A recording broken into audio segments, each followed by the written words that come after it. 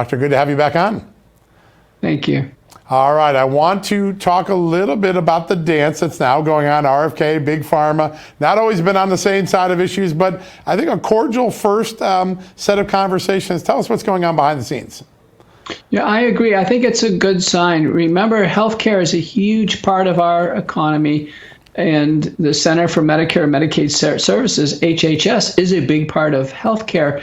So that's the type of leadership we should see from Trump and RFK, meeting with the executives from the big pharmaceutical companies.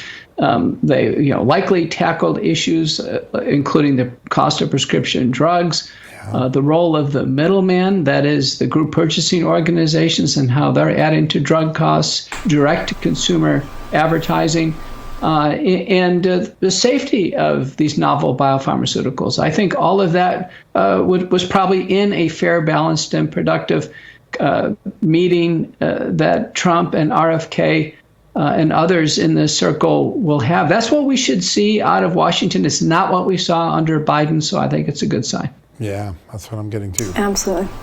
And I want to ask you about what we have seen under Biden and what we certainly haven't seen, because I saw something interesting this weekend from one of our good friends of the show, Senator Ron Johnson, months ago, did a roundtable. And one of the focuses of this roundtable was, you have the medical side of things, but then you have the food side of things that certainly affect the medical side. And it was food dyes as one of the main focuses of what they were talking about. And now this report over the weekend that the Biden administration is reportedly considering banning some of these food dyes. Why do you think the Joe Biden administration all of a sudden has this impetus and this fire and this fury to get rid of these awful things in our food? Well, you probably saw those Senate hearings where Bernie Sanders was going after the outgoing FDA commissioner, Robert Califf, about food dyes. And they've been banned in Europe. These bright colored food dyes, which are also, by the way, in some prescription drugs. They have been linked to cognitive problems and neurodegenerative problems in children, as an example. In food, there's opportunities to completely ban trans fats, which the American Heart Association has wanted to do since 2009, WHO. The FDA actually has this in motion. So now the Biden administration is kind of hurrying up to try to tidy up these issues in our food supply. This all should have been done under the FDA many years ago. Yeah, and, they know a new sheriff's coming to town, which I think also is going to have a profound effect. They can move that along even quicker. So I want to talk a little bit about a thing that is we know from COVID-19, the pandemic brain fog. You're always doing cutting edge work at the wellness company. I think you've got some new ideas for attacking people who have this long-term brain fog. Tell us a little bit about it.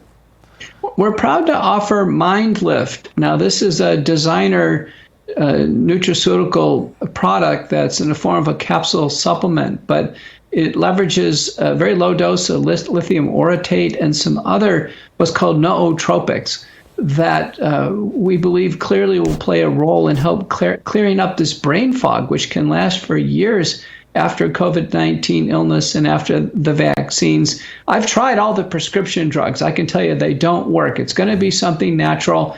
And I think our offering really fits that bill. Pretty exciting. I love that. I think so many people are moving into the natural is better space anyway. I want to ask you about something, sir, that became a concern for a lot of unvaccinated Americans a few years ago, and that was the possible issue of vaccine shedding. And I know that you've spoken about this on your great Substack, and I encourage everybody to go there. But tell us about what the study found.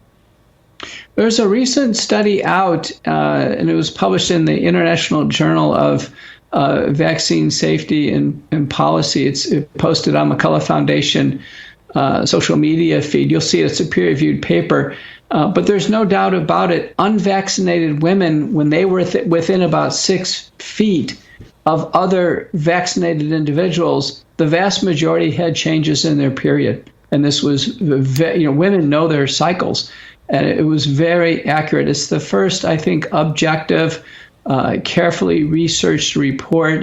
It's corroborated by multiple prior survey studies that suggested it, that indeed shedding happens, whether that be the spike protein or messenger RNA. I think it's more likely spike protein in exhaled exosomes that others breathe in. And the woman's menstrual cycle is one of the most sensitive biological processes we have. It's clearly impacted by being around the vaccinated.